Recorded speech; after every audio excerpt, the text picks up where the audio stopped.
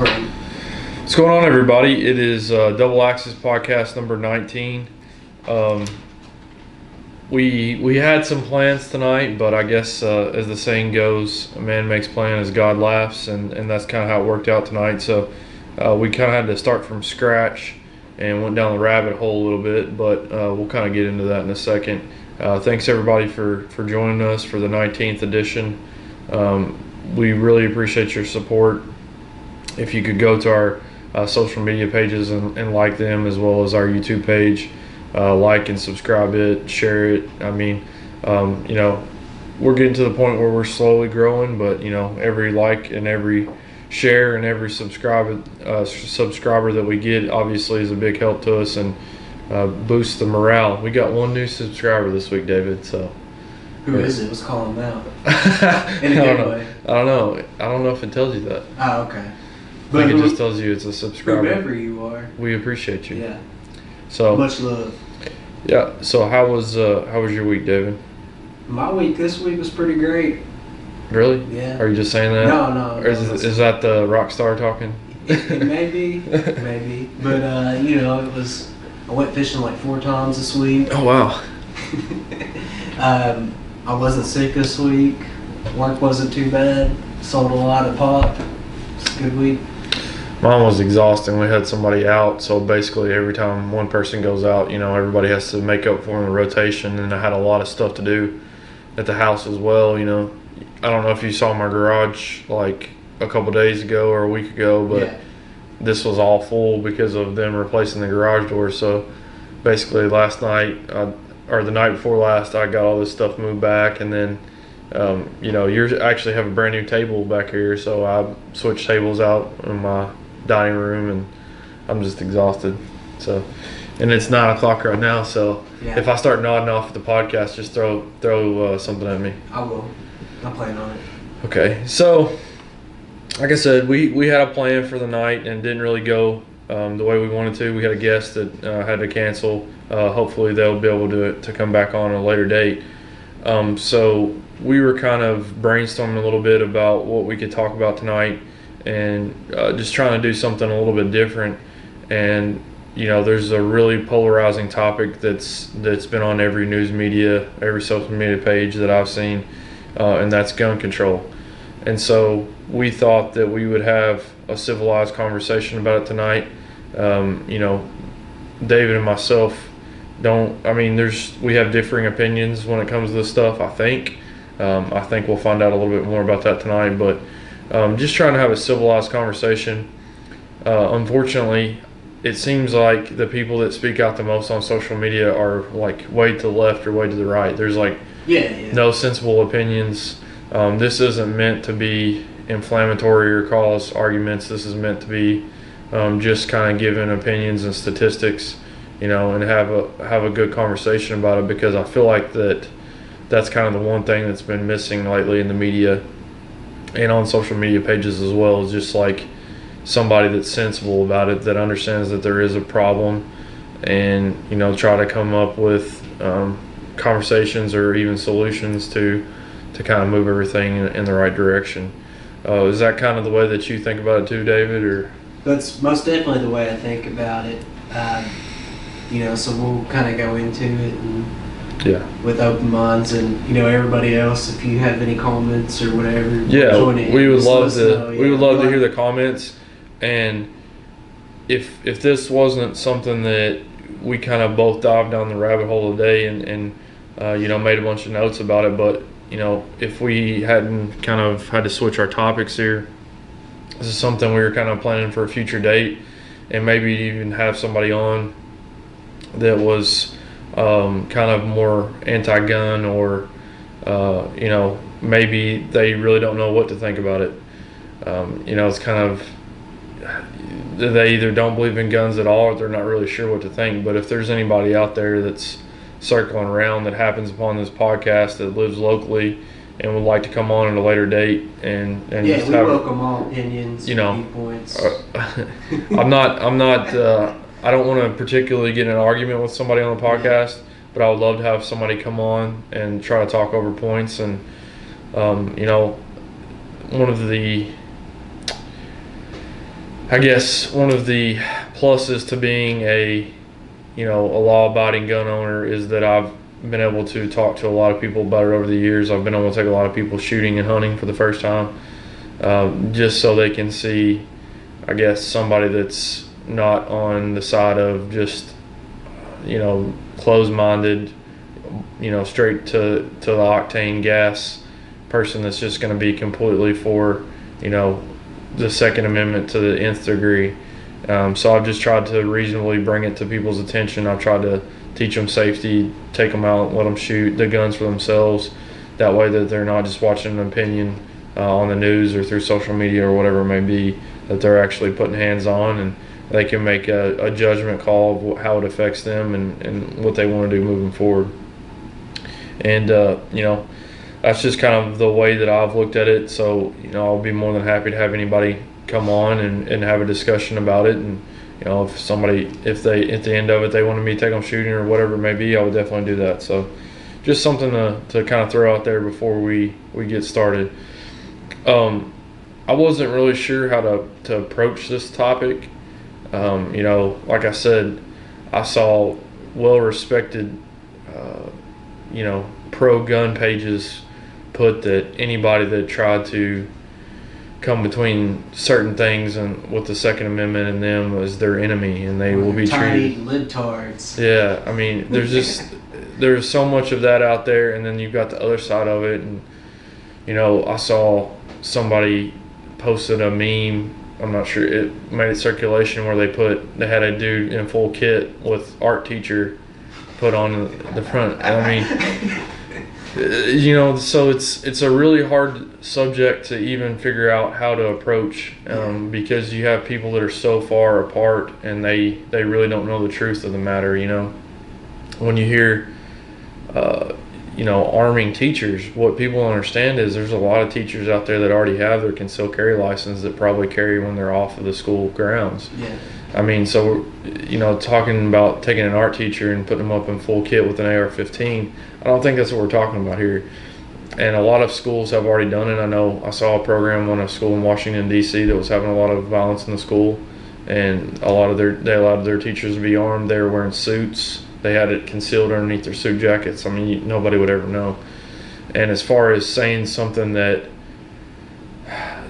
anybody that's against certain parts of the Second Amendment or try to infringe upon for any reason parts of the Second Amendment is their enemy, I mean, you're not winning any hearts and minds with that type of attitude. I mean, there's a lot of people that just don't know enough about guns to make a logical decision. Yeah, I agree with that.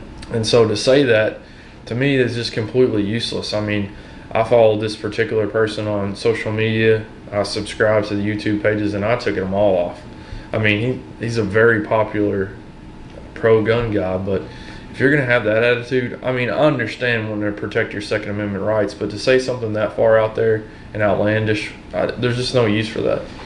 And, we have to have, like I said, a sensible conversation on both sides of this topic to educate their point of view and our point of view, and hopefully come somewhere in the middle that doesn't, infringe upon the Constitution and try to make this a rational discussion. Part of being sensible too is, like you said, you got to understand some people's point of view. Some people have never been around guns. Exactly. Some people who have been around guns their whole life don't really understand, and vice versa, especially.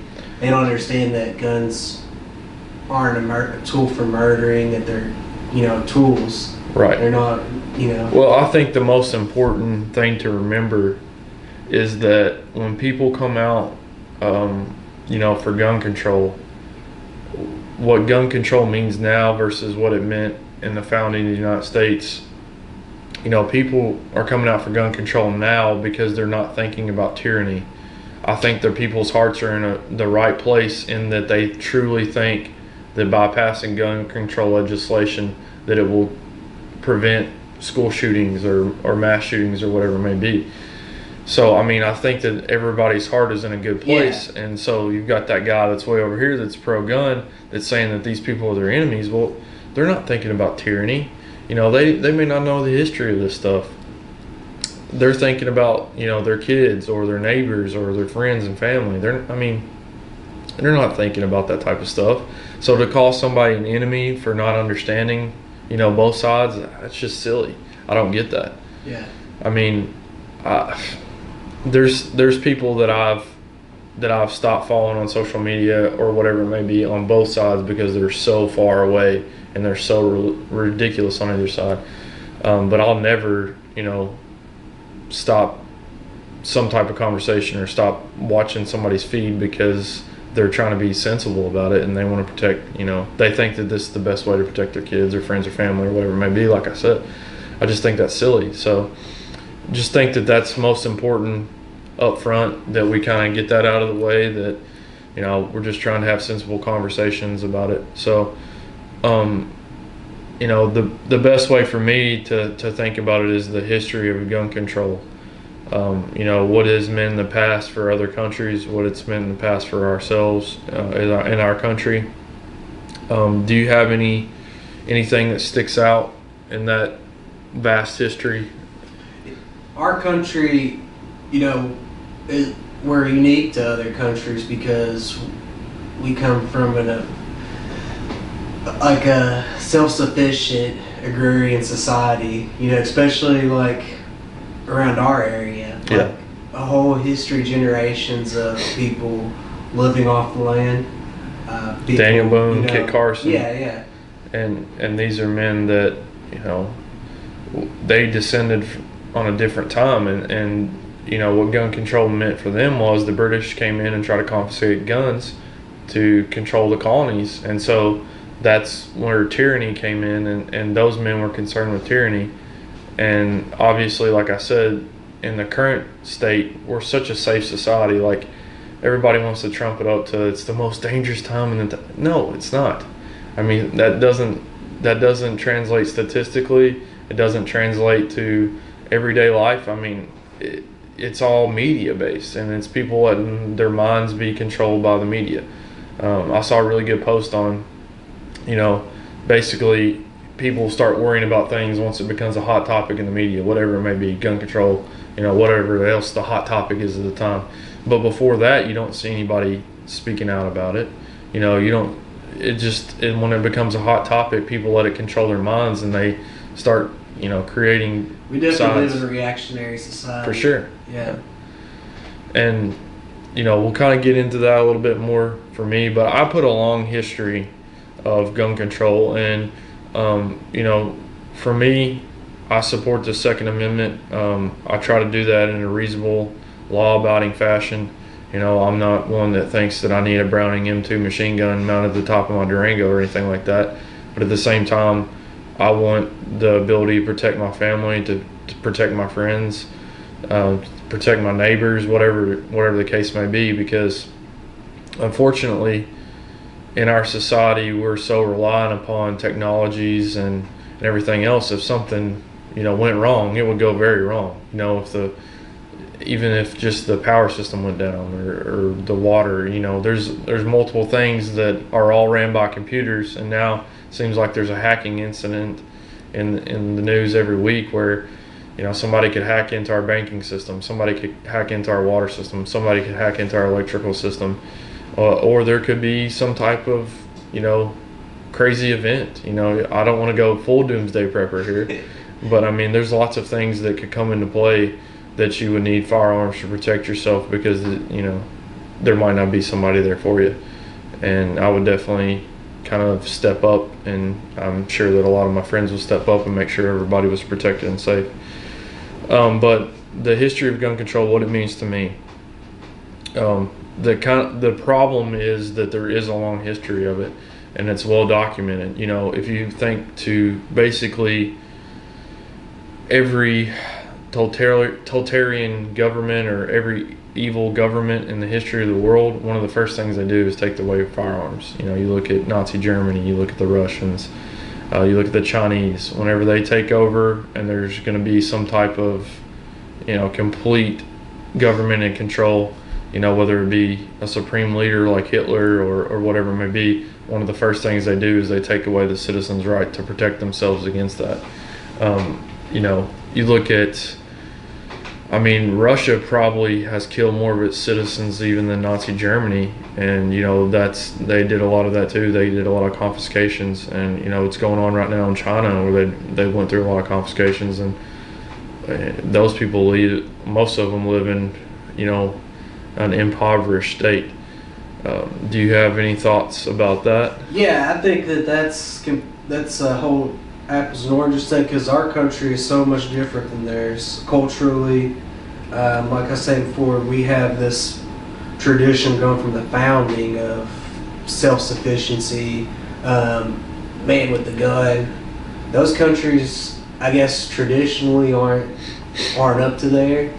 But I agree with what you're saying, that the first step to control is to kind of get rid of that. Well, and I think that uniqueness makes us to where we almost have to look at other societies that have done it, because it hasn't existed in our brief little time in the world, because people forget how young the United States is compared to a lot of the other countries. And it kind of did happen because, once again, the British did do a lot of confiscation at the beginning of the United States. There's where you want to look at the legislative intent of the Second Amendment. Yes. Which is to, for people to be able to bear arms in case, when you read what Thomas Jefferson wrote, I don't want to say go out and act like I'm advocating for this, but right. It's partially to stop tyranny. Yeah, to be like a safeguard against. Yeah, because these people went through it. They saw what happened with taxation without representation, all of that stuff that they were going through. They actually lived it, and so they wanted to make sure that this society was founded on the ability to prevent that from happening in the future for their children and their grandchildren and so forth and so on. So that's, that in itself is the reason why I think you have to look at other societies that have tried it, especially over the last 50, 100 years, because I feel like it, you can kind of, for the most part, yes, America is a little bit more independent than a lot of other nations, but for the most part, people are the same in all walks of life across the United States, across the world. And so you'll have the same scenarios that these other governments have faced once that confiscation came through that would happen to us as well. I mean, we'd be completely defenseless as citizens.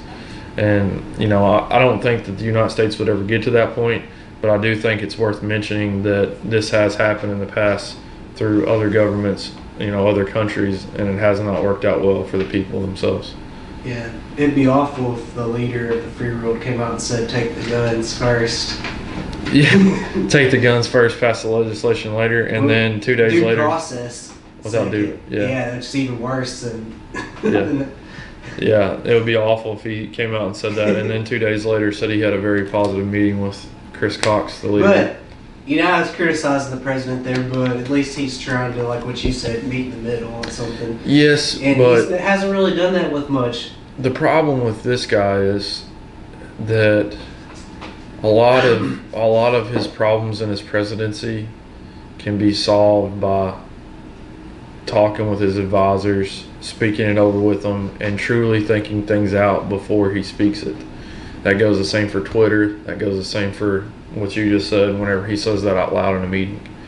I mean, it's just literally talking without thinking. And I think that he's got away with that in the business world, but this is a different realm that he's in now. I give him credit for, I didn't like that comment, but I give him credit for trying to meet in the middle with this, the see the left, see the right kind of. And we haven't seen the last president before do that. Right. And then yes. I mean, he tried to do it in his first term, but I mean, it just really didn't work out. No, he was losing the support of his own party. But my problem with Donald Trump's comments is that it was pretty well publicized that before he ran for president, he was more, I don't want to say anti-gun, but there was a lot of things that he supported that really wouldn't go along with his base. So when you say these things on the campaign trail, you go and you have these meetings with the NRA and you're holding up the traditional musket that they give out and all that stuff, and then you get in a room and you say that type of stuff, on camera, out loud, in front of, both parties, just if that's what you want to say, then you should have said that, when you're running for president. I just want people to be open and honest. Yeah. because he says that in the meeting, and then 2 days later he's tweeting once again with the NRA talking about how much he supports the Second Amendment. So to me, that's a case of somebody that's just speaking whatever suits them at the time, and I don't agree with that at all. I think it too, like I said, we come from a reactionary society as Americans, and it's a response to what happened.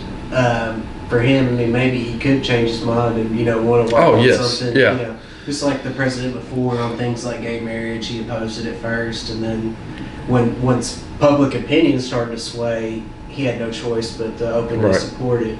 And I think maybe, you and I had a private conversation about this the other day, and I told you I was scared that public opinion seemed to be swaying towards this, and I wonder if the president's comments are reflective upon that, or if it's just maybe, like you said, he just saying things without thinking. I don't think that public opinion has swayed, because if you look at polls of the actual population, that's what these representatives in the government are saying is not indicating what the public's saying, and it's never been that way since lobbying began. The people over here in the government do not actually translate what the people are saying, and that's one of the biggest problems with our government at this point in time.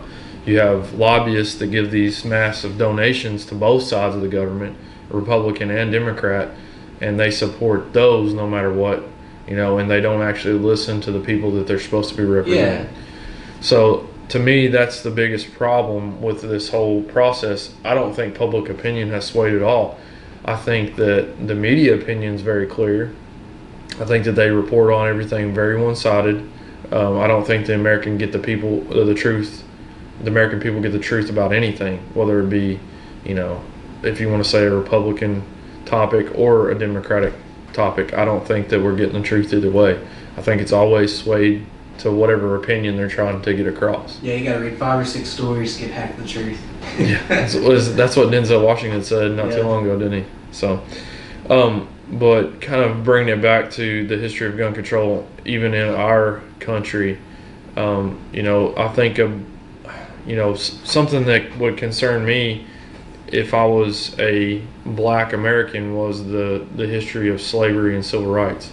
The lack of the ability to purchase firearms and own firearms and defend themselves is what allowed them to be enslaved in the first place.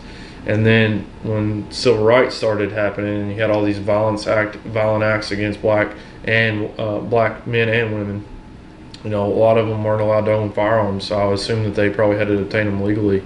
And so people forget about that history, especially, in the black community. I don't think that they realize the importance of the right to bear arms for themselves as well, to prevent themselves from ever being, enslaved, and giving themselves the rights to defend themselves. Now it's become universal, black or white, you should have the right to own that firearm. They should have had the right in the beginning, but they were basically kept. They were not allowed to have that right, and that's what allowed them to be in these awful positions that they were put in. So I think it's very important that people realize that part of American history as well, and it's a more negative one. Obviously, when you're talking about slavery or civil rights, there's a lot of negative connotations that go with it. They obtained a lot of their civil rights by peaceful, non-intervention. I'm not advocating that there should have been some type of mass overthrow. I'm just saying. But during the civil rights, there were 2 camps, obviously, the peaceful, and then the Malcolm X and Martin Luther King sides. Yeah, I'm not at all saying that they should have had some type of violent overthrow. What I'm saying is that there would have been a lot of less situation of them being dragged from their homes and lynched, in public, and all these awful atrocities that happen, or even becoming enslaved in the beginning. To a lesser extent, the British were basically trying to control the American people, and that was black or white. It didn't matter. They weren't trying to enslave us, but they were trying to control us. And so obviously our ability to own and bear arms is what prevented that from happening, and it did have to occur through violence. But I'm not at all advocating some type of violent overthrow. I'm just saying that it would have given them the ability to protect themselves through so many situations that happened during that period of time. So I think it's a little deeper than that for the African American community. They weren't allowed to read. It was against Oh the God, Jim yes, Crow. yeah. They told him what was in the Bible, and just things like that. But the Second Amendment was put in place for things like the First Amendment. Yeah, but when the Bill of Rights were first established, it was just for landowning white men. Yes, so. Absolutely. And that's an unfortunate part of our history. Yeah. But my point of it all is that I've heard Coleon Noir talk about it a lot. Yeah. And anybody that's watching this in the black community, definitely check him out, because he's a huge advocate for all Americans, in my opinion. But he does speak out a lot about how it affected Black America during that time. And I think that's an important part of our history that a lot of people need to realize, that periods like that of time would not ever happen. People taken out of their homes, or people taken from a different continent forcibly, would have never happened with a group of people that were able to own and bear arms. It just wouldn't have happened. I don't remember, and you're a history buff, so you may remember, but there was a country that Hitler decided that he was not going to invade. I want to say it might have been Iceland. But basically, he decided that it was a country that he would not even risk invading, because the government passed a law that every house had to own a machine gun, and it allowed every household to protect themselves against any type of Nazi invasion. And so, there's lots of instances in history of time where firearms protected the people, from what happened with Nazi Germany was one of the worst atrocities in the history of the human race. Since Genghis Khan, obviously he killed like 80 million people, but in modern history, the Nazi Germany is definitely the worst atrocity. So yeah, but I guess in American history, when you look at the struggle and the progression, American history as a progression of civil rights, I guess guns really haven't, with the exception of the American Revolution, helped anybody. It's always been nonviolent ways, like women's suffrage and the ending of Jim Crow and things like that have all been peaceful. Right. Haven't really been. Well, I feel like that's just a natural progression of the human race. We kind of, to a certain extent, we get wiser and we learn from our past mistakes. But my point of it was there never would have been a struggle at all if each individual people was allowed to protect themselves, and it never would have been a struggle at all, because it's a sad state of affairs in a country that the civil rights movement had to basically give people rights. In the United States of America, I can't even imagine it in the world we live in now, because of the way that we grew up. I grew up playing basketball, so I was in the locker room with all different races of people, and it never was a big deal to me. It didn't matter. It was all talent based at that point in time, and fortunately, I didn't have the most of it. But people had to see, like I said, people were reactionary, and it was at the birth of the age of television. And when people would sit around and watch TV, they would watch these videos of people getting beat in the streets and water hoses on them and things like that, and they kind of able to sway public opinion that way. But that stuff would have never that never would have happened. They wouldn't have had instances like Selma, Alabama, all of those different things that you can throw out there that have happened during that period of time. It never would have happened if the public was able to defend themselves. And it had to reach a point where we respected human life regardless of race, anything. And like I said, we progress as people, but we always seem to go back to where we forget where we came from. And that's a big part of this entire argument, is that people don't understand where we came from, and the freedoms that firearms have given us. Other than Pearl Harbor and 9/11, there's never been a country in the history of the United States that even dreamed about trying to come in and take us over. Can you imagine that? Yeah, the War of 1812, the British burned down the White House. Right, yeah, what did that get to Washington, D.C. before it got overthrown? Well, Louisiana, Washington, D.C. But they were like small. Canada, New York. They weren't like all related, though. They were just like small skirmishes. Yeah. But I'm talking about in modern history, after the United States was a well-established, well-oiled machine. You have Pearl Harbor and you had 9/11, but those aren't like... Yeah, but our gun rights Yeah, our gun rights do prevent us from. Yeah. It's an extra obstacle if another country were. Can you imagine like somebody being like, you know what, we're gonna go over and take over the United States? Okay, good luck with that. You know, we're just such an independent society that you know, our rights have given us the ability to protect ourselves from, you know, people that are here domestically or any type of foreign intervention. I mean, there's no way that we could ever be, you know, overthrown in that fashion. So so it's such a, once again, the history of gun control, there's not a lot of gun control that's happened in the history of the United States. There was the assault rifle ban that happened. We can talk about that here in a little bit, but I really think that you have to look in other places that have implemented gun control to really get an idea of what happens within their societies. Australia seems to be the most popular one. I'm sure that you've heard that quite a bit, right? Yeah. So Australia had a buyback program, and they destroyed like 650,000 guns. And so I'm not sure what, I know that the people can own guns there. It's just very strict because I know that there's hunting and other things that go on in the continent of Australia. But so you had 650,000 guns in the United States alone. There's what, over 300 million. There's more guns than people. So yeah. You know, that's obviously a small area that's a small area that went through this process. There's a lot of statistics out there supporting one way or the other, whether, you know, violent crime and stuff went up, down, whatever it may be. It just depends on, once again, what opinion you're trying to get across. But I did read that the murder rate went down 31%. And that's a pretty significant number, you know, to have go down that much after the firearm confiscation. What are your thoughts about that part of it? I mean, obviously that's a statistic that shows it, you know, pretty successful. Yeah, I don't want to keep nailing this on it, but or keep, you know, sound like I'm just going for a cop-out argument. But you know, again, I think our country's unique, and part of, I'll go talk on later, like what I think the solution would be to everything, and part of it will be my answer to that. Okay.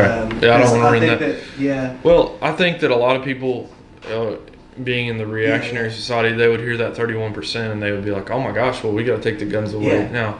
But the problem with that is that during that same time period in the United States, it was around the same time that the assault ban was actually lifted, and the assault rifle ban was actually lifted in the United States.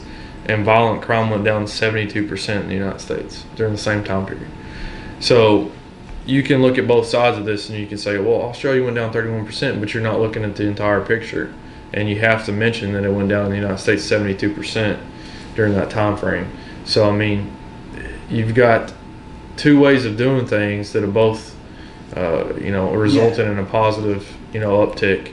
I mean, obviously, it would be great if we lived in some type of utopia where murders didn't happen at all, but they still do. Yeah, I'd like to see like the correlation between like economics, like how that had an impact on it. Well, because in America at that point, when after the assault weapon ban was lifted, I mean, we were, you know, it was right before the recession, and you know everything was about the bubble was about to grow. That's interesting. The bubble was growing. Well, the one thing that I would say with that is, and I'll talk about it a little bit more when we kind of get into the statistics of the United States, was that even after that bubble bursted with the economy, the murder rate still held around 5 per 100,000. So it peaked in I'm skipping ahead to my notes here. It peaked in 1980 and it was 10.2 per 100,000. And since then it's rapidly decreased, and after the assault ban was lifted in 2004, it's pretty much remained between 4 and 6%, or I'm sorry, 4 or 6 per 100,000. Yeah. So obviously we've had a massive decrease since that time, even though the economy went up and down, you know. So I would say that I'm not sure how much it actually correlates, or if there's I would like to see if there is a correlation to see if there perhaps could be. I wouldn't say it would be a causation, but it'd just be interesting to see, you know, the factors that go in with the murder rate. Like, I would like to, do some further research. I think that'd be interesting. So, I did a little bit more research into areas that have, I would say, more strict gun laws than the United States. And to me, our closest, the people that you could kind of relate us to the most would obviously be Europe. So you like the United Kingdom and France. They obviously have a lot more strict gun laws than we do in the United States. And I just kind of wanted to see where they were in relation to us, with their population and with these mass attacks and stuff like that. So did a little bit of research, and in France, there is 40 rapes per 100,000, so that equates to 75,000 rapes a year on average. The murder rate is 1.2 per 100,000. Is this in all of Europe? This is France. Oh, France. Yeah. Okay. So I'm sorry, I thought I said that, but if I didn't, this is the France statistics first. And so, as we had talked about, the ability for the people to defend themselves, to me, is the most important. And so I looked a little bit deeper into kind of some of their, mass attacks. And, you had Charlie Hebdo, where it left 20 dead and 22 injuries, which was the attack on the... Over a cartoon. Yes, yeah. And so they attacked the Journalistic Institute, and then they actually ran through the streets shooting people as well. Did you ever see the videos of that? Yeah. They were basically, executing people on the street. And there was actually cell phone footage of people looking out their windows, filming people being shot in the streets. I believe it was just a civilian. I think there were some police officers injured, but I believe the one that I saw was just a civilian. That's a pretty big number. And what I go back to is that these people, let's be honest, in America, they probably would have been defenseless inside the newspaper, because a lot of places, even in America, do not allow you to carry inside your workplace. So they may have even been defenseless in that situation. But for sure, I cannot see in the United States executions being going on in the streets like I saw in Paris, because if that person had the ability to defend themselves like they would in the United States, instead of filming with a cell phone, they could have taken the attacker out. I mean, it was a 25-yard shot for anybody in America, anybody that owns a firearm. And I looked out the window and I saw citizens being executed by terrorists. Obviously I'm going to put them down. I mean, without thinking about it. So that kind of stuck with me the most about that one. There was a lot of Paris attacks this particular year in 2015. There was like a map. I believe that was the Bataclan. Yeah. Is that how you pronounce it? I don't remember, but a lot of those too have to do with more of racial and cultural things. Well, and I'll get into that. I'm just trying to because I have all of the bigger attacks in America as well. Yeah. So I'm just trying to, and I wanted to bring that up towards the end as to what I think that their problem are with these instances. So anyways, in the Paris attacks in 2015, it left 137 people dead, 413 injured. Both of those were with firearms, pipe bombs, small arms, and that. There was some stabbings as well. The Magnaville, I apologize if I'm not pronouncing this right, but the Magnaville stabbing, it left 3 people dead. You had the Nice truck attack, it left 87 dead, 434 injured. Before Vegas happened, the Nice attack affected me watching the coverage of it just as bad as 9/11. Well, not just as bad as 9/11, but the worst thing since 9/11. Did you watch any of the coverage of that? I mean, it was just heartbreaking to me just to see the line of bodies, and there was young people, and I mean, they had sheets over children, and I mean, I just remember I was actually out of town for work, and I was just sitting in a hotel room by myself, and I was just completely beside myself. Didn't even know what to think, about the whole situation. I couldn't fathom being there trying to have some type of celebration and that happening. And then there was another stabbing with Normandy. There was 3 people killed in that. I'm not saying that. I know that there's motives for these particular ones.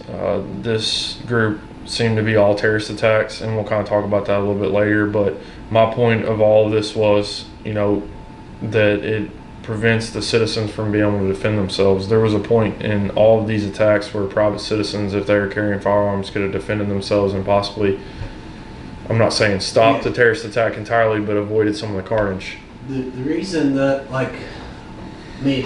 maybe some of these countries, since they don't have the same cultural beliefs that we were raised with, that they really even think of it that way, like they would want to carry a firearm. Because I know there's people who've never been around them before that are real, that scare them.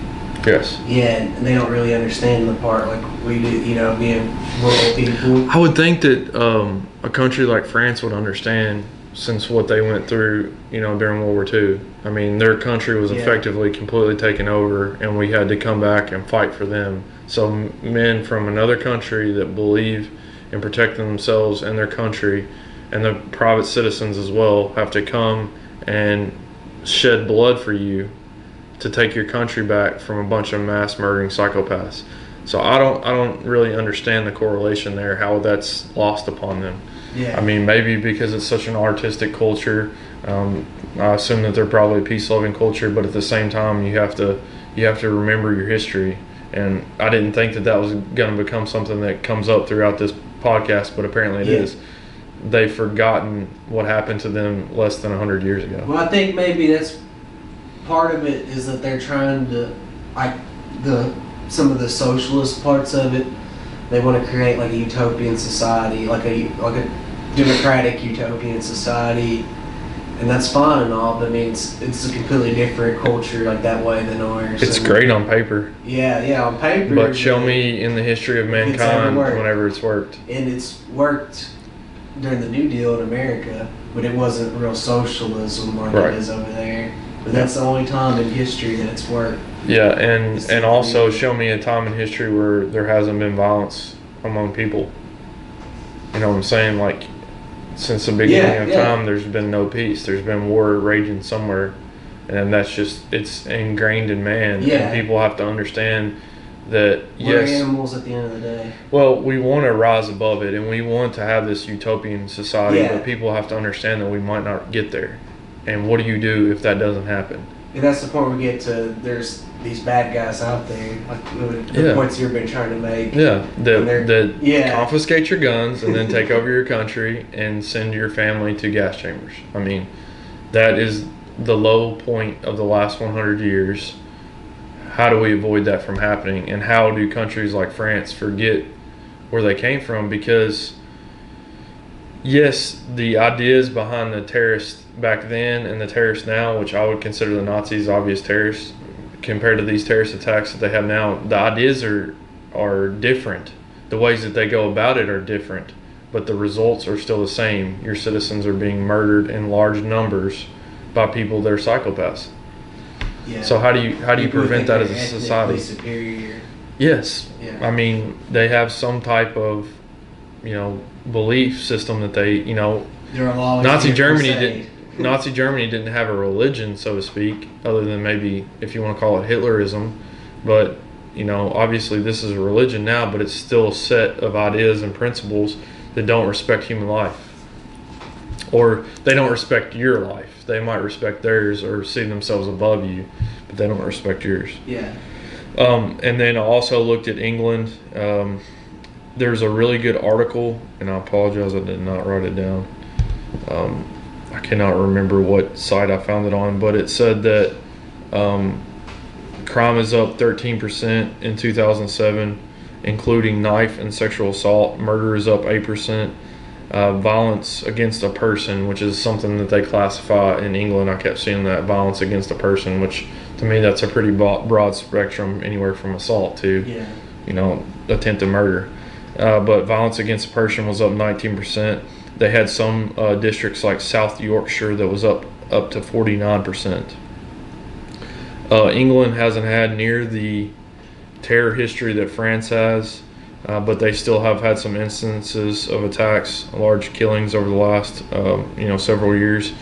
The London Bridge attack, which left 11 people dead, 48 injured, which was a car attack. Ariana Grande attack, which left 22 dead, 250 injured.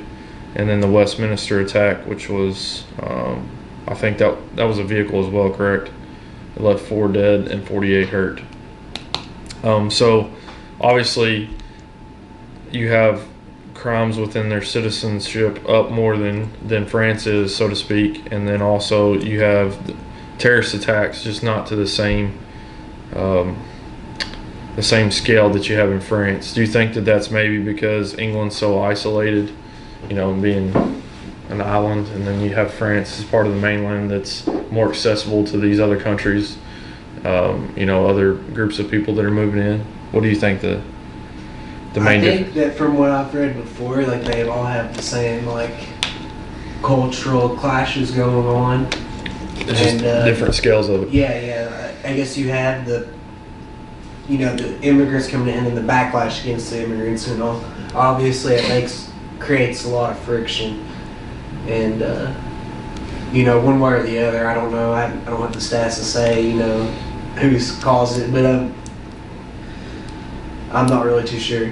Yeah. Well, and then we kind of come back to the United States, and obviously these are much smaller countries, in the scope of things compared to the United States. So I'm not sure that you can ever compare them number to number, but there's a lot more statistics on the United States as far as gun deaths.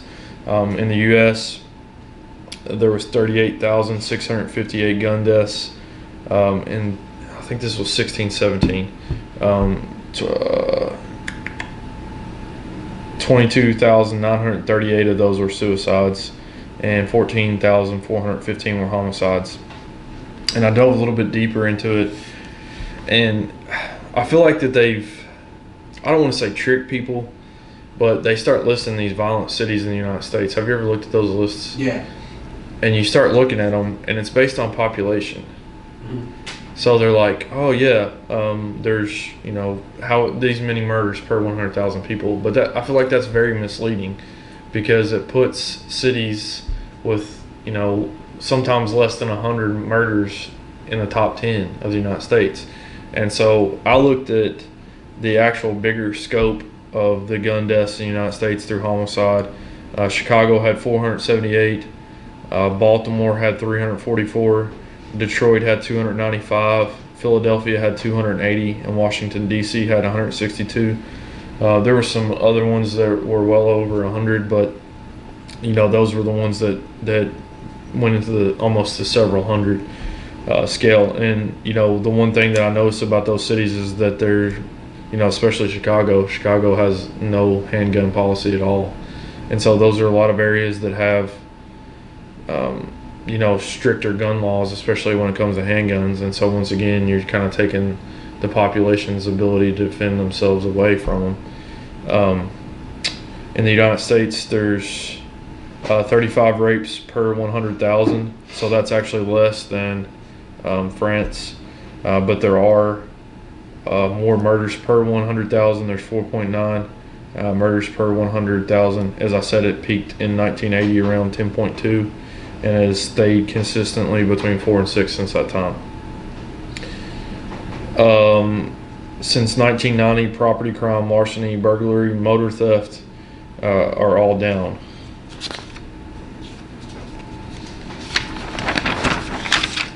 And then I looked at, obviously, what has kind of brought this to light, which is the school shootings, and then I looked at terror attacks in those as well.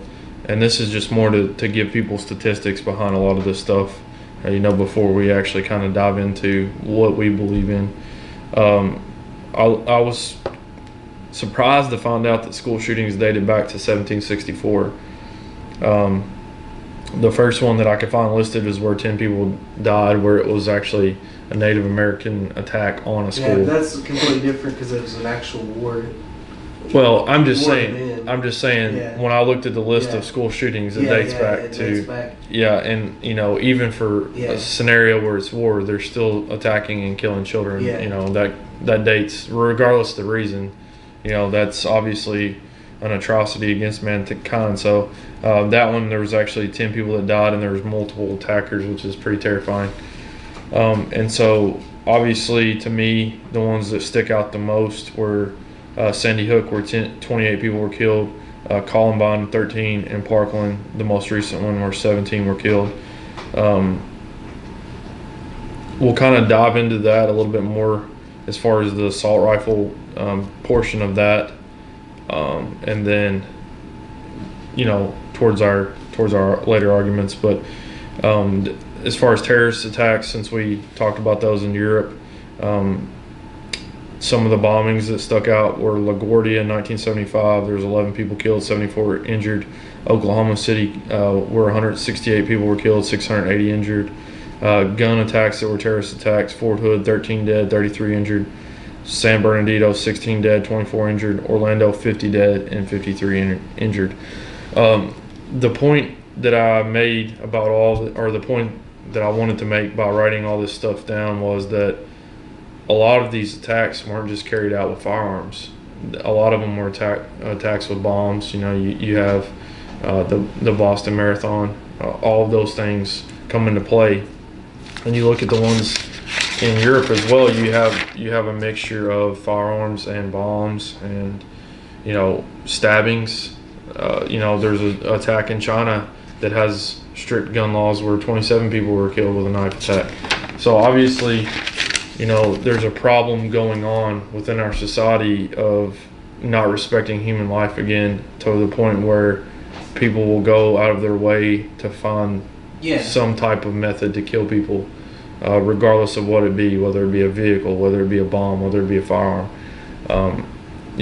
Like I said, we'll talk about the assault rifle aspect of it as well. To me, obviously it's concerning that these school shootings did happen with assault rifle. These are gun-free zones. Every single attack in the United States that was happening with a firearm that has been a mass shooting has happened in a gun-free zone. So once again, you're taking away the citizens' right to defend themselves and to prevent these attacks from occurring in the first place. What that means, I don't know how we circumvent that, how we prevent this from happening, and we can talk about that a little bit more. But obviously, this latest with Parkland has basically caused an uproar, and there's been a lot of gun control talks, mainly about the assault rifle. So what are your thoughts or opinion on that part of it, as far as are you for trying to take those weapons away? Are you against it? Trying to take assault rifles away? All right, this is. I think that the assault rifle, like when you're talking about like specifically, I'll use AR-15. We'll just start from there, and I don't think that it's going on to this. I really think that there should be an age restriction. Maybe you should have to be 21, but that being said, there should be a military exemption. I agree with that. If you're 18, just like I think the same thing with alcohol as well. If you're 18, you should, and you're in the military, you should be able to buy it. If you can go and fight for our country and die for our country, and you've been trained with that weapon. Yeah, you should. Maybe they need to do a little bit more during the basic training part of it to make sure that they respect the firearms, that they understand. And perhaps you could sell it to people 18 to 21 if they pass like some kind of class, like you and I have to do if we go hunting. Yeah. The only thing that I would say about that, because this is something that we agree on as well, you have to be 21 years old to buy a semi-automatic pistol. Yeah. But you don't have to be 21 years old to buy a semi-automatic rifle. And obviously the rifle, was going to hold more rounds, all of the above, to make it more dangerous. And so I have no problem personally with raising it to 21, but I agree with you completely that there should be a military exemption, because if those men and women can, sacrifice the last little bit of their teenage life to go and do all this stuff, and they've been trained with it. Maybe you do a little bit more training in it. But I think back to when I was 18 years old, and I didn't make the most rational decisions. And obviously what I believed at 18 is far different from what I believe at 31. So, I'm against an assault rifle ban, and all-out assault rifle ban. As far as that goes, I agree with you. I don't see any reason that I would. I mean, I didn't think about getting an assault rifle at 18. I was too poor. And so obviously you've got a lot of these younger kids that get the assault rifle that, might be unstable, might be going through something. And we're looking at it more as a toy. Yeah, and when you're, especially with video games and everything, I mean, that's a huge factor in our society as well. Like, you watch the video games and they're violent, and, there's no getting around it, that it has to develop some type of mindset. If you don't respect human life already, or if you have something going on upstairs already, or, your emotions are a lot more heightened at 18 than they are when you get, I didn't feel like, you go through different stages in your life, and, you're probably experiencing that in yourself, but you look at things a lot differently from 18 to 21 to 25 to 30. Everything just kind of flows with your life. So, I don't have a problem with raising that to 21. I'm against an all-out assault rifle ban, but I have no problem with raising that age restriction to 21. And I think people who aren't familiar with that type of weapon, they see like the last Rambo movie, and he's got the machine gun. Yeah. Maybe that's what they think it's like you're shooting a gun. Well, everybody talks about how deadly they are, and obviously it does have a high rate of fire. It's a simple, easy firearm to use. Yeah, it's got higher capacity. Yeah, it holds higher capacity. But all of those things that make it, scary is the same things that give you the right to protect yourself with it as well if something ever went very wrong. And there's they talk about how deadly they are. There's a lot of military arguments that the .223 round or the .556 round that the AR-15 shoots isn't effective enough in combat situations. Anybody that has any questions about that, go to your local gun store and look at the .223, which replaced the .308, which replaced the .30-06. Put those cartridges in your hand, and they all fired at semi-automatic rates, and look at which one you think will be the most deadly. People just don't understand that part of it. You still have the same diameter bullet that a .22 LR fires that people kill squirrels with. Yeah. So, a lot of people don't understand all of this stuff that goes behind it. And I feel like it's I almost feel like it's our duty as gun owners, responsible, law-abiding gun owners, to inform the people that may not, know these things, all the facts behind it, and lay them out in front of them and be like, these are the cartridges. Yeah, instead of just seeing John Wick and thinking see people fly across the room when they get shot by them, see the reporters that have never fired a gun in their life that act like a .223 is breaking their arm. Go put a 12 gauge in that dude's hands. Go put a .30-06 in those dudes' hands, and see the recoil and the difference as far as that goes. So, I feel like it's our responsibility to show these people the differences and all this stuff. But as far as that goes, I have no problem with it. I might catch a lot of flack for being a gun owner, and I like to talk to people about it. I like the different intricacies behind firearms, but bump stocks is something that's never ever piqued my interest whatsoever. And so I understand the argument behind, if they take this away, they're coming for this and that. But at the same time, the people that are arguing for them probably don't even own one. Yeah, I'm sure, but people like that are kind of, I kind of feel the same way in a way, but an infringement is an infringement. Yeah. And, the closer, that's one step. When people think they're making progress, think that gun crowd, one step goes to the next, they're going to look at the next step after that. Where can we go after that?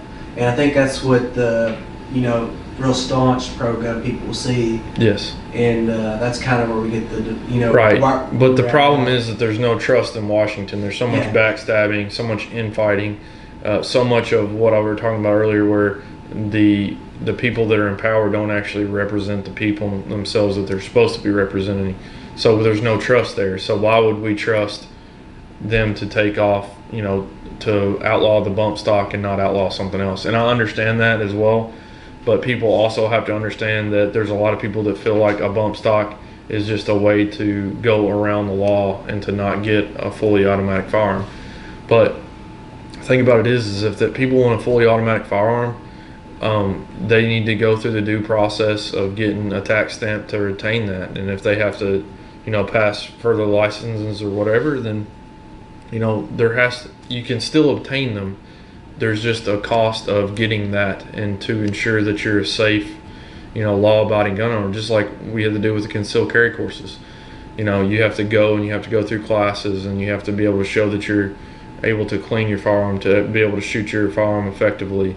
All of these things that you have to do, it's just part of the process to get the privilege of being able to carry a firearm. Yeah, and at the same time, it's not a like a toy, like I said before. It's a serious tool, and it should be treated with respect. Yeah, I mean, there's no doubt that people want to call them assault rifles. They think that AR-15 stands for assault rifle. It doesn't. It stands for armalite rifle, which is who created the first one. There's so much just basically lies out there about all this stuff. But the one thing that's undeniable is that these weapons were used in several of these attacks, with Parkland, with Sandy Hook, and with one that I call an outlier, which is Las Vegas. And I'll talk about why I call it an outlier here in a second. But at the same time, people need to remember that right in the middle of these is Columbine as well. And Columbine actually happened during the assault rifle ban. And, Tank 9.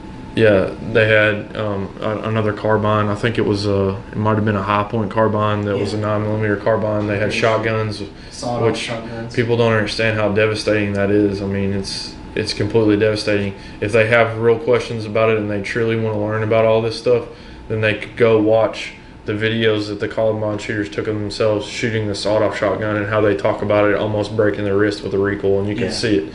I mean, that's truly a devastating round, when fired at something as soft and as a human being. So my point of that is, though, if people want to kill people, they're going to find a way to do it. And the Columbine shooters found a way to do it. They found a way to, saw-off shotguns. They found a way to get semi-automatic firearms, even during an assault rifle ban, to be able to carry out these killings. The reason I call Vegas an outlier is because, in a lot of the scenarios that we're talking about, citizens being able to defend themselves, this is a situation where, having a concealed carry firearm against an assault rifle from an elevated position is going to create some problems for you. There's no way to defend that. But that being said, the police officers, they had AR-15s. If you're a citizen that was close to your vehicle and you had an AR-15, I mean, if you were able to get back to your vehicle, and you could actually stop the shooting by putting rounds on the shooter as well. And if anybody was able to locate where he was, and they had an AR, if it was a police officer, he had an AR-15 with a scope, he's going to be able to put rounds on that person. About this, there's like a lot of other liability involved in shooting up at a guy shooting too, though. Yes. Absolutely. Yeah. But that goes along with being proficient with your firearm as well. I mean, you're talking about a 400 to 600 yard shot, and there's a lot of Americans that can make that shot with an AR-15 with ease.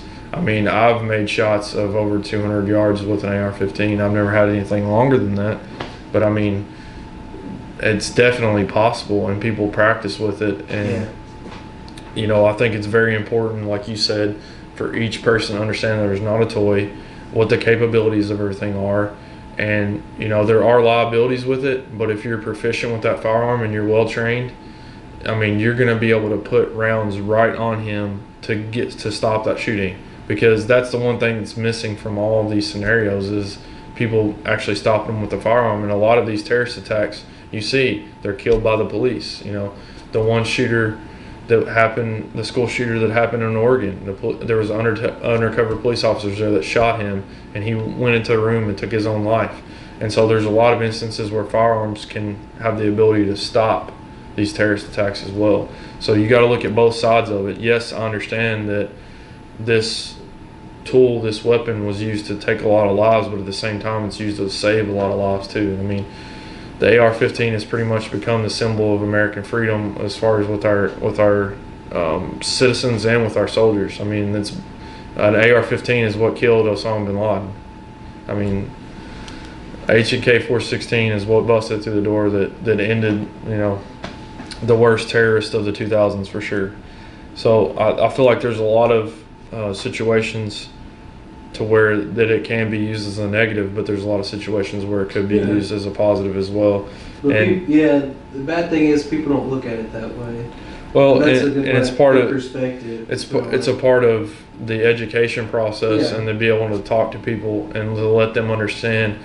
If I hand a police officer who's well trained with, let's say, a 4 to 12 power scope on an AR-15, and he knew where Stephen Paddock was, and he put it on that car door, he could have put one round on there and stopped it. I mean, it could have been immediate. But, you know, there's a lot of training that needs to go in with our police officers and with our citizens to understand all this stuff. I mean, you watch some of the videos of the police officers and they're heroically trying to run towards the gunfire to prevent it, but I'm not sure that any of them had ever been trained for this, because this is the first instance of something to this scale in the United States history. And the times have changed to where this could happen at any point in time. He had scouted out several music festivals. I think one of them was in Chicago.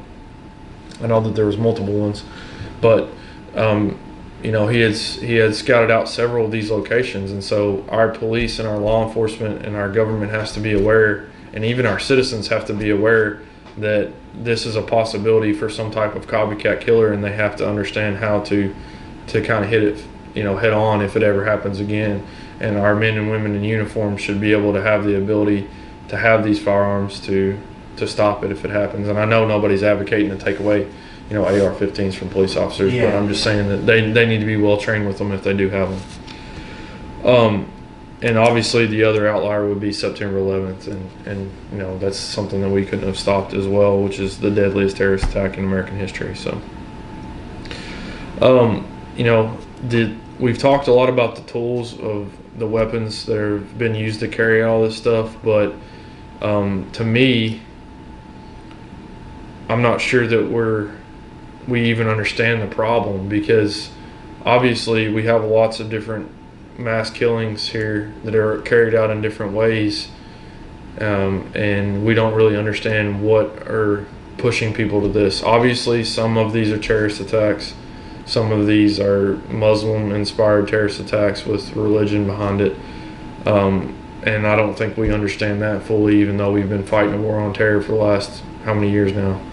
17 years. But the thing is, you compare that, we don't have, let's see, Al-Qaeda's not planning something, or ISIS is planning something here in Kentucky, but school shootings have happened here. Yes. That's what. Not in Kentucky, but I mean, you look at San Bernardino, you look at Fort Hood, you look at Orlando, those are all terrorist attacks that are carried out by people that are pushed by this religion. So I think that it can't be dismissed in the American arena. You know what I'm saying? I know that we have a school shooting here, but at the same time, do you feel like a terrorist attack couldn't happen here? I mean, I don't see what the point of them attacking anything and here would what it would accomplish. But I mean, at this point, I think Orlando probably would have thought the same way. Obviously, Orlando's a much bigger city. Yeah, and plus the Orlando one, that guy, like, there's a lot of weird stuff into that. Like, the guy was, you know, a self-hating homosexual and stuff, and maybe that was mostly what it was. He was raised to where it wasn't right, and then it was. I think we have to figure out a way to understand these terrorist attacks. How to understand the mind of these people and to somehow reach it to prevent it. The Orlando one is a very interesting one, and it actually plays a big role in my personal life. I was actually in Orlando for that. There was a member of my family. I have a concealed carry license in Kentucky. I carry my firearm. So when I go out of state, I look where everything reciprocates. I can't really say reciprocal. It reciprocates. Yeah, Just say reciprocity. but it reciprocates to Florida. And so I took my firearms with me. Yeah. A member of my family questioned why I brought my firearm. Why would you do that? Why do you, And, I try not to argue with people. I let them try to believe their own things, and I like to try to talk them slowly about it.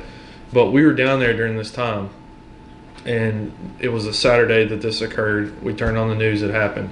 One of the first things that they reported was that he had scouted multiple locations, including Disney World and the Disney shopping area.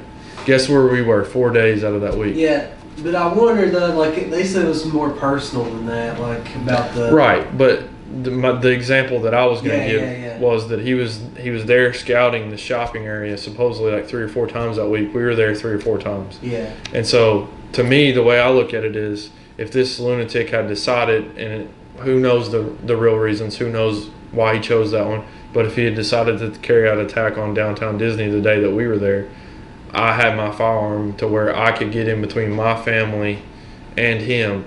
He may have killed me. It would have been a 9mm handgun versus an AR-15, so obviously he had superior firepower. But I'm not sure a lot of these guys are properly even trained. I just think that they're looking for easy targets to go in, kill the most people where they know that they're not going to, face any type of response. And so my argument to my family member is, this is why I carry a firearm.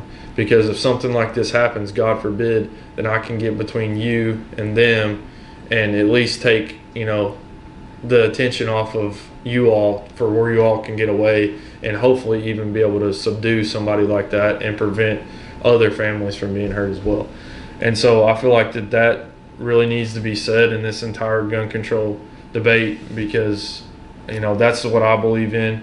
He might have been planning to attack the Pulse nightclub. Those reports may not have even been. Yes. Who knows? Yeah. But that's we know how good we know how good the media is, and you still don't know the reason behind Vegas, but that's just a really good example of how it affected me personally, of a day that I had my firearm with me with my family, and this psychopath could have decided that particular day downtown Disney was the target, and we could have been there. And I'm sure that there would have been probably other people there with firearms as well, which probably plays a role into where they're selecting to go, because the Pulse nightclub, it's like every other nightclub in the United States. You're not allowed to carry firearms in there. So he chose a soft target to go in to kill as many people as possible, where he knew he wouldn't face any type of citizen trying to defend themselves. So I feel like I had to say that about that particular instance, because that one affected me personally. But another kind of factor that plays into this, especially in a lot of these school shootings and the other shootings that aren't terrorist attacks, are psychological problems. And every single one has been linked to psychoactive drugs. All of these people at some point in time had taken some type of psychoactive drugs to some kind of antidepressant. Yeah, antidepressant. So I feel like that's that plays a big role into it as well, and we fully don't understand that. And I think that every time you go to the doctor now, at least every time I've been, if anything's wrong, they just want to throw you medication. Yeah. And, big pharma is a giant problem in the United States, because you listen to these commercials and you see the list of side effects that it has. You know how expensive one pill is. They're getting away with robbery on American people. Yes. And that's really... And without proper studies and vetting of what it does to these people long term. Yeah, because they can pay the politicians whatever. Like we're talking about lobbying. Those guys have the deepest pockets, probably. And, you look at like something like depression, and these states that now allow, the legalization of marijuana, which can be used as a painkiller or an antidepressant or something that helps you sleep. All of these things and these other pills have all these side effects. And, marijuana has no known side effects at this point in time, but it hasn't been studied. And these pills haven't either. And we're just giving them to all of these people, and we're expecting them just to be okay. And, we don't know what we're causing on these people. But it can't be ignored that all of these non-terrorist attacks involve these psychoactive drugs or these antidepressants that could be altering the people's minds. Yeah, and what would you think? What's your opinion on like mental health? Like, do you think there should be some kind of comprehensive list of people who are on these drugs or have been checked in a mental institution, like some people believe? Or what's your opinion on that? That is tough. That is tough, man. I don't think that I proclaim to have the answers to a lot of things, and that would definitely be something that I don't proclaim to have the answer to. I think without proper studies being done about the effects of these medications and the differences between all of these different mental illnesses, because it seems like everybody has a mental illness. Yeah. If you really want to break it down and you talk about everybody's emotional states, I mean, they could nitpick it to death to make it look like everybody had a mental illness, because everybody's had some type of emotional issues throughout their lives. I mean, things affect people differently and everything else. Yeah, at different points in your life too. I mean, would say like I just went on like a binge, just started drinking. Like I had to get checked in somewhere for like just, and then I'd be on a list forever. I just feel like that. Not that that's going to happen to you. I just feel like that we can't be reactionary, like you said. I feel like that instead of putting all this money into these pills and these ads, why don't we do comprehensive, studies to show what the effects are on the mental state of these medications that we give to these people, what the differences are in these mental illnesses, if there's a way to treat this to turn things around to make it safer. Because if you want to start making lists of people, we talked about military exemption earlier, there's going to be a lot of soldiers that come back with some type of soldiers are put on that list. Yeah, and that's not fair, because they paid for basically our government lists. That's government lists are not good. The only good list is I feel like Jericho. I feel like that we need to study this more. We need to understand it more. We need to understand the effects of medication. Yeah. We need to address mental health in a way that doesn't involve medication. It's never going to happen because those people have too much power. Much money. I didn't expect this to be this. They'll go to doctors' offices and buy them lunch every day and bring them stuff. Yeah. It's I saw that. It's everywhere. But there's a statistic out there, and we need to. One of the reasons I put your table there is because I hope to be able to hook a laptop up to a TV there, to where we can look this stuff up as we go. But there's a statistic that showed people that were being treated for mental health issues in the United States over the last 50, 100 years, and how much the treatment has decreased, and now we're just throwing pills at everything. Well, I think last time we talked about this before. It's like the first time that I think that the majority of the population is at least on one kind of daily medication. Yeah, I mean, and a lot of those are antidepressant type medications as well. Yeah. And that's scary when you look at the list of people, when you look at the Colorado shooting, when you look at the Vegas shooting, the Sandy Hook shooting, this latest one in Parkland, they all have a history of mental illness, and they're each treated in a different way, some with medication, some without, and so many of these warning signs of these people are ignored. The outliers, once again, Vegas, that dude didn't seem to have a lot of warning signs that flashed up, but a lot of these other situations, there was giant signs that there could be problems, and they were ignored. You look at Parkland alone with all the FBI warnings and police warnings that they just completely dismissed, and this is what it results in. So we obviously need to address how to fix the gun violence and how to fix the mental health, and they may go hand in hand, and a lot of people don't want to admit that. Like, there may be a giant drop in gun violence if we are able to understand and get a grasp upon mental health and learn how to treat those people, to prevent just throwing medications that we have no idea what they're doing to their brains at them. And like you said, they're not going to want to do that, because I would say that I would venture a guess that as far as being lobbyists, pharmaceuticals is probably right there at the top. Probably like cancer, like they make so much money off treating cancer. I mean, cures. It's just there's no money in the cure. You want to talk about going down a rabbit hole? You look into pharmaceuticals, and you'll really go down a rabbit hole. So I feel like that those are the two real problems that we have with the shootings, is the mental health aspect and the terrorist aspect, and each one of them probably have to be addressed in different ways. Do you have any idea how to address school shootings? Yeah, my solution, it's going to sound like a cop-out, but it's like kind of what I've been saying is there's a huge difference between an urban area like Chicago, or let's say somewhere close like Cincinnati and here in Winchester.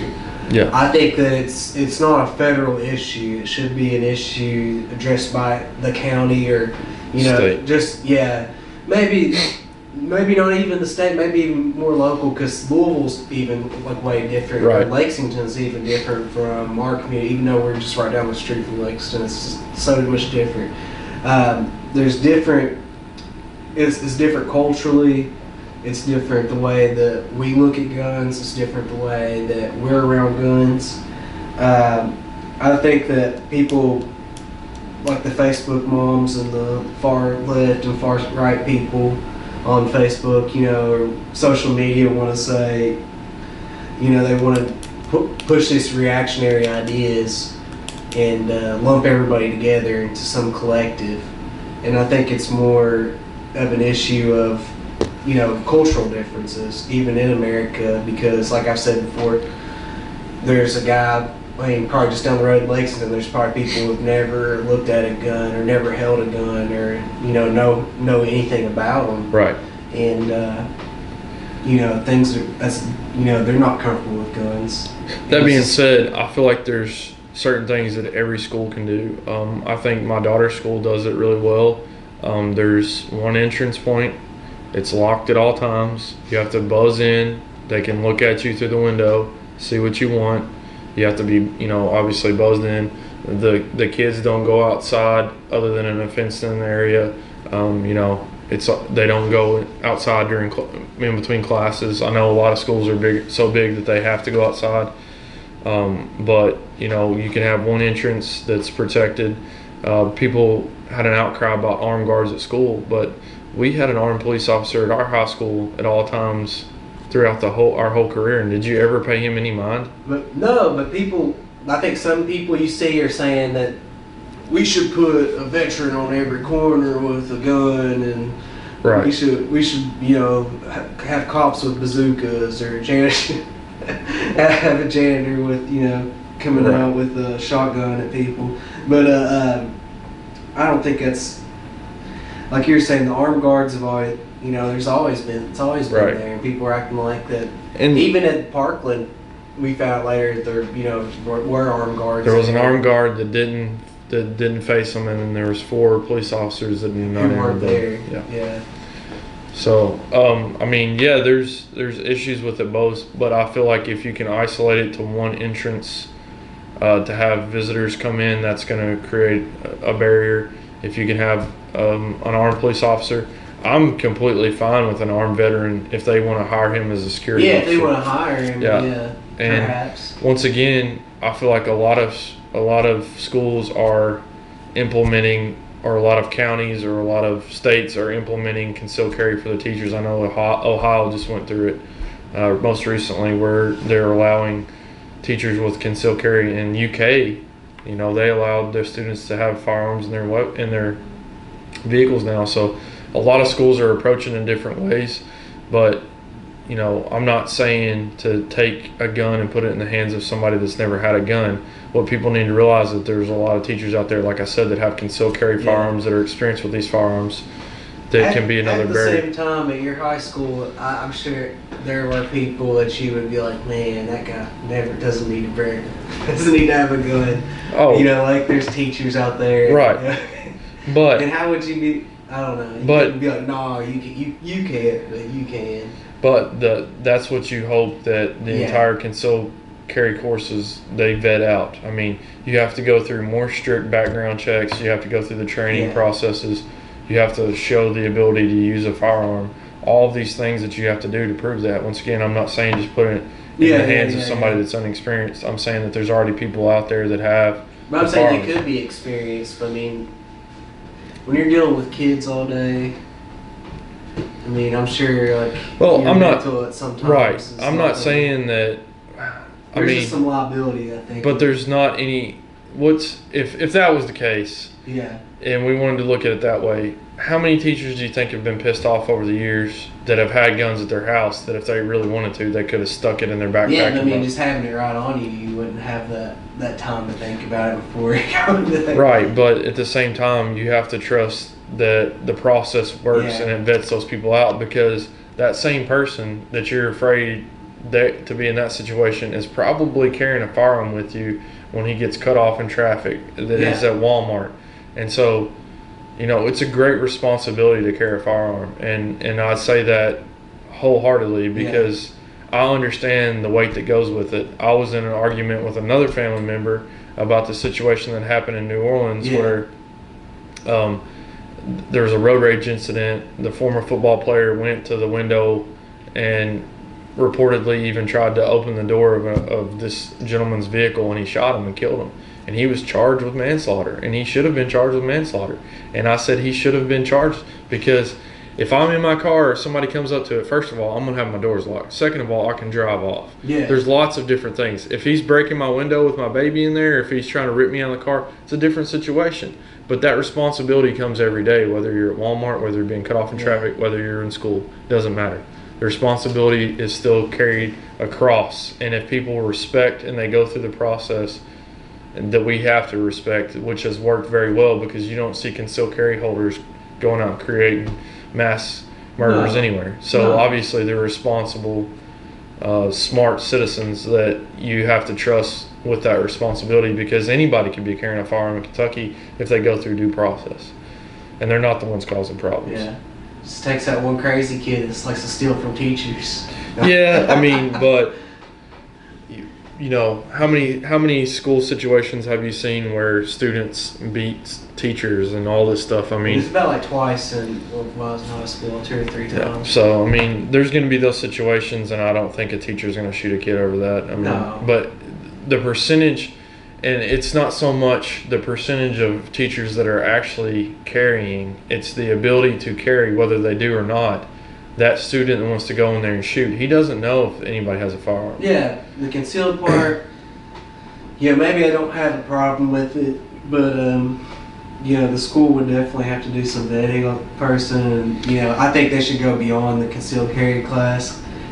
I mean, even just, I don't know. Well, I think it's been going on in Israel for 44 years. Yeah, but Israel's not, I don't know. Culturally. I understand all that, but at the same time, we don't have the statistics to show it here, so we have to look other places, just like we did with the gun control. And so Israel is a situation that they have allowed teachers to carry firearms to school. There's been like 2 school shootings or mass murder attempts, and both were stopped by teachers. And I'm sure that there's more incidents other than that, but the 2 biggest ones that I saw were statistically supported that the teacher stopped them.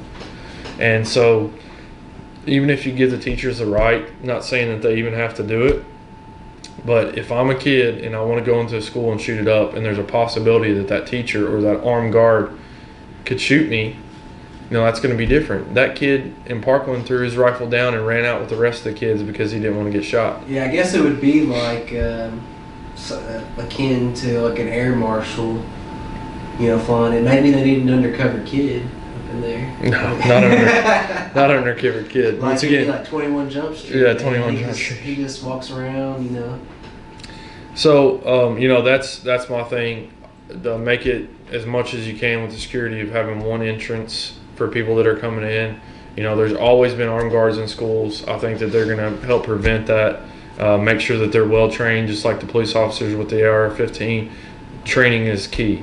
Tim Kennedy, he's a Ranger Green Beret sniper. He went and did courses with the law enforcement in that area after this happened, because it's very important that all of these people, and he even allowed teachers to come.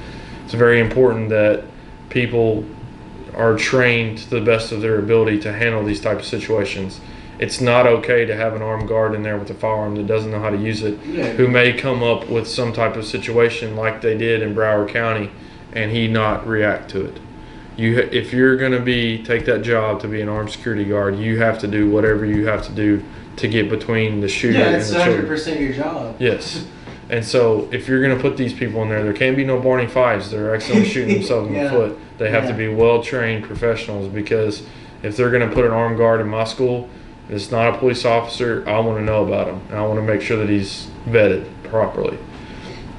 And so the same goes for the teachers at school. Even if you want to make something in addition to their concealed carry courses, to where you can trust these teachers, or if you want to have lock boxes to where you can lock the door and come back and put your hand on it and unlock the box to have the firearm, it doesn't matter to me. If you want to make it even more difficult to circumvent any type of problems between teachers and students, anything to have that happen, you know, to have that extra layer of security to prevent this from happening. Because I think the majority of the deaths in Parkland happen in one classroom. So obviously, you know, you hear gunshots, you try to get to the door. If you can't get to the door, you have a firearm on your person or a lockbox to get to be able to protect you and your students. So I mean, there's lots of lots of layers to this that you can say in addition to it. But my point of it is, we're not just sticking a firearm in an untrained person's hands like the art teacher thing and letting them go. Janitor. It's just so silly. Putting that out there is just as silly as saying anybody. But that's what some people think, though. I know. No, I mean, some people really think that we should give those people guns. Oh no, absolutely not. And there's some people that think that, you know, all teachers should be armed. Like, I've read stuff about that. But I mean, these teachers don't get paid anything. They're cutting their benefits. They're saying, "Hey, and that's a whole nother issue that needs to be addressed, because there's a lot of issues within this issue. You know what I'm saying? And so go down the real rabbit hole. But at the same time, law enforcement officers need to be treated just the same, because they're the ones that have to go in and address the shooter, which they did not do well in Broward County. But there has to be game plans for if this happens, and you should trust that their training is going to get them through it. Just like in Vegas, you have to trust that their training is going to get them to be able to stop this as fast as possible. It took 75 minutes for them to get to that shooter. That's not excusable. In Vegas? Yes. Yeah, but like I was saying, you're in a crowded hotel. I mean, I don't know. But the armed security guard of the hotel was shot during this process. Yeah. But that some would argue before he even opened fire on the crowd. So they knew where he was. The problem is that when it's a high roller involved in something in Vegas, they have a special hotline. They don't just call 911, because there's so much interaction with the hotels, and the hotels are so important. So instead of calling 911, they called this hotline to identify that one of the high rollers was shooting a security guard, instead of calling 911 saying, "Hey, this dude just shot my security guard. He's in this room. You need to get up here right now." Yeah. So there's so many problems with the Vegas shooting too that really need to be analyzed to make sure these people are getting the right training. And let's be honest, our teachers and our police officers need to be paid more than our politicians and everything else, because the politicians are not listening to the people. They're taking money for lobbyists, becoming rich multimillionaires anyway. So especially teachers, it worries me about the future, because more and more bright people are going to decide, well, I don't want to do this. I don't want to make $30,000. I'm going to take money. I'm going to take money over trying to work for a goal. And you're going to lose a lot of smart people, and it's going to eventually they're not going to. I don't know. It's going to dilute the. I guess teachers now, they're forced to teach from a certain curriculum anyway, so they can only say certain things. You know, I don't know. I just feel bad for teachers because it's such an important job. Yes, I agree with you completely, and I think that we need to really focus on that. So, what is your synopsis of everything that we've went over tonight? What is your final point and your point of view? I feel like that most people at this point have got the meat of our point of views. My point of view is, like I've said, it was communities are so different when it comes to guns. You know, what may be right for us may not be right for a bigger city. You know, I don't. That being said, advocate for armed guards being everywhere, not just in schools. It's since 9/11. We go to a baseball game now, the TSA is at the gate. You know, when you go anywhere, there's so much heightened security. Some people will say I'm naive for thinking this, but value my freedom more than I value security. And I'm always like that because, it's a slippery slope. It starts with one thing. It starts with, going to the airport, getting searched, and you're at a baseball park and you're getting searched. That's just an example. It's just right, I understand.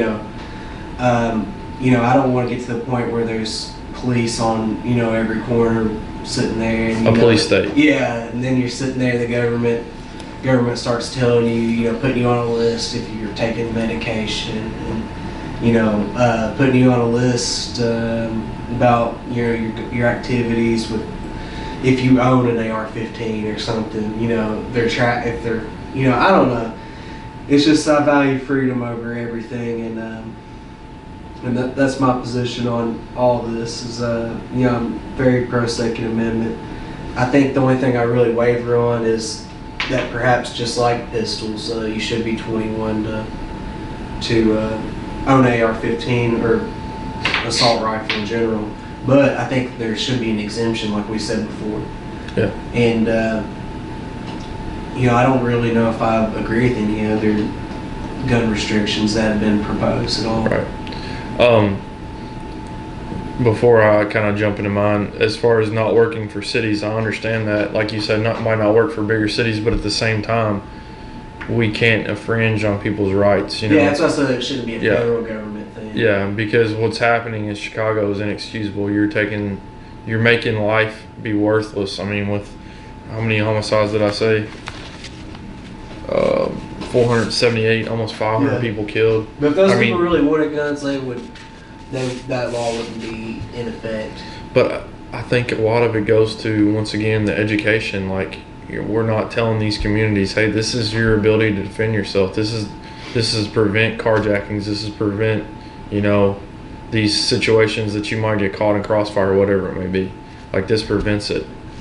So I feel like there's a lot of education in the process that we need to do a better job with. As far as my beliefs, I'm once again pro Second Amendment as well.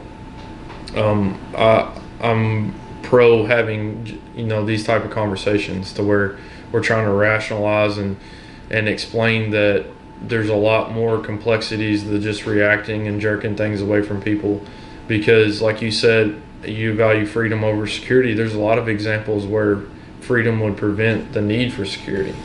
Yeah, I agree. Yeah, allowing people to protect themselves prevents a lot of that security.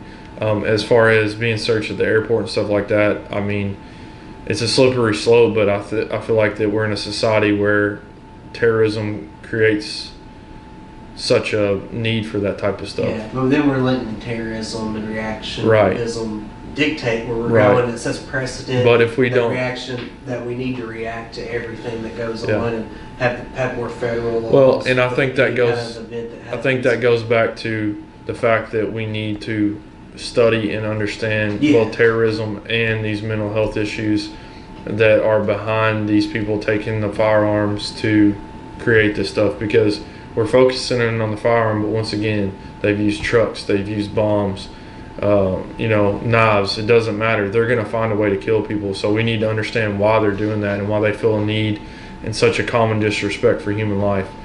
I agree with you as far as up in the age limit to 21. I do think there should be a military exemption. I think there has to be for those people that are 18 that sacrifice their life, that train with these firearms. If you want to create a week extra in basic training to make sure that they respect these firearms more so than whatever it takes, I feel like that they should have the exemption and be able to buy it. It's already 21 for handguns. It makes sense to me to make it at 21 for assault rifles as well. I'm not going to argue with you on that. Obviously not for an all-out assault rifle ban. Not for anything else that would infringe on the rights of the Second Amendment.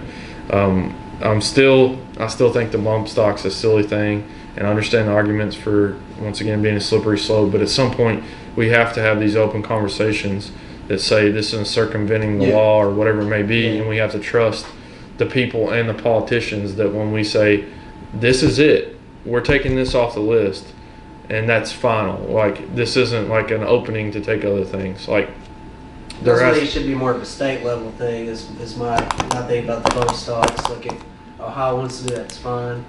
But Kentucky, I don't think that. Yeah, I mean, but these people that are arguing for it, like I said, I'm not even sure that they actually own one. No, they don't. Like if you don't own one, shut your mouth. Yeah, but I think that the way it's like I said, it's just is the line. It's just the mindset, and you're right. But it all comes back to understanding terrorism and these mental health issues, and I think that's the only way we're going to stop mass killings, mass shootings, whether it be, because to me it doesn't matter what the tool that they use, whether it be a bomb or a truck or whatever else, knife. It just matters to me that we stop it and we prevent the senseless killings of our children and innocent civilians. So that's my point of view on it.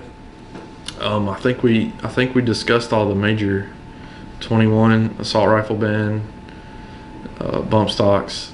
I think that's all the major issues right now that they're bringing up. So I think we hit them all pretty well, and hopefully everybody understands our opinions, and hopefully we've presented them in a manner that I've tried to be as both sides of it as I can. Obviously, myself being pro Second Amendment, it's sometimes hard for me to come up and understand with other people's point of views, but that's the reason why I feel like I'm more than open to having somebody else come on here to try to educate you of my point of view and to try to listen to your point of view. The only thing that bothers me is when I tell somebody something and I list a big bunch of things, and the thing that they want to do is come back with an argument right away. It's like you didn't even listen to what I said and take that into consideration. Well, there's always be people that they think that they're so smart that they can't learn anything new. Right. And there was probably a time in my life where I would have said absolutely not. Do not make assault rifles 18 to 21. Do not take it there. But I mean, like you said, we evolve, and I understand now that there's a lot of stuff going on with our youth that needs to be addressed to bump that age up, to make them understand what they're putting in their hands before they are actually able to buy it. Yeah, so, maybe even in lieu of an exemption, just instead of just maybe you could buy one if you're 18, but you have to take certain classes or something too. At least a little bit more proper vetting. Yeah, but, there's already pretty comprehensive background checks, especially when you're going to get a concealed carry license and stuff like that. They check up on you pretty good, and then you have to sit through 6 to 8 hours of courses. You have to pass a written test, and then you have to pass a firearm test. So I feel like that's really valuable for any gun owner to go through that process, to really understand what it means to own and to carry that firearm. So, you got any final thoughts, buddy? No. Well, I appreciate everybody for listening. Hopefully you made it through all this. I feel like we've already, even though it's not even been put on there yet, I feel like there's already angry comments. So, I could be right, could be wrong. I'm not sure. But I'd like to hear, like you said, if someone else had another point of view and to come on. I would love to have somebody else on. I think I am, I don't know, I'd like to say I'm a moderate, but I think I have some liberal leanings. But except for, I don't want to say I'm pro Second Amendment. I'm pro Bill of Rights, I guess. And you're pro freedom, like you said. Includes the First Amendment. So I always value other people's opinion. I'm not going to talk down to you. I'm not that type of guy. You're not either. No, hopefully. So we'd love to have. Hopefully people understand that, Hopefully people understand that we're not trying to talk down on anybody, but just simply educate of all the scenarios that are actually behind this stuff and what led us to the points that we are at this point in life. And definitely listen to everybody's opinion, but once again, the reason the First Amendment came first and the Second Amendment came second is because the Second Amendment protects the First, and that people should never forget that. So, I agree. But we appreciate you listening to us. Please hit the like, subscribe, share buttons on YouTube. Please go to our social media pages at Double Access Podcast and like, comment, share.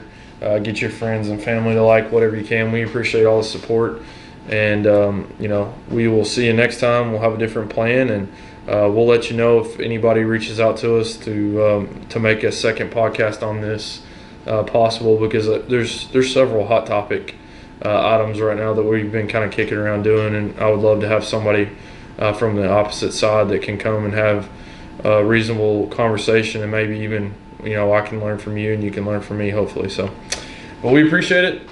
Thanks for sticking around, and we'll see you next time.